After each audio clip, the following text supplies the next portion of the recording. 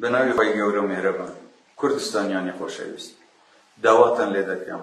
مەترسی پەتای ئەم ڤایرۆسە زۆر بە جددی وەربگرن بۆ ئەوەی ژیانی خۆتان و ئازیزەکانتان و هەموو خەڵکی کوردستان سەلامەت بێت داواکارم لێتان کە پابەندی ڕێنماکانی وەزارەتی تەندروستی و وەزارەتی ناوخۆ بن ئەو بەڕێزانە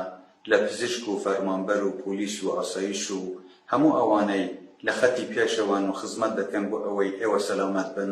داواکارم لێتان ئێوە شاوکاریان بکەن حکوومەتی هەرێم چەندین ڕێکاری گرتو دەبەر لە خاڵە سنووریەکان و لە ناو خودی کوردستانیش بۆ ئەوەی ئێوە زیاتر پارێزراو بن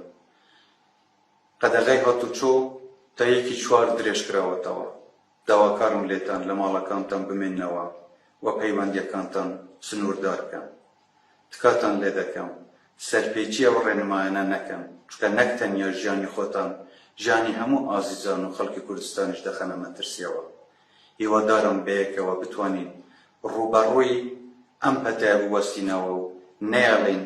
بڵاو ببێتەوە هاوکاری ئێوە و پشتیوانی ئێوە دەتوانێت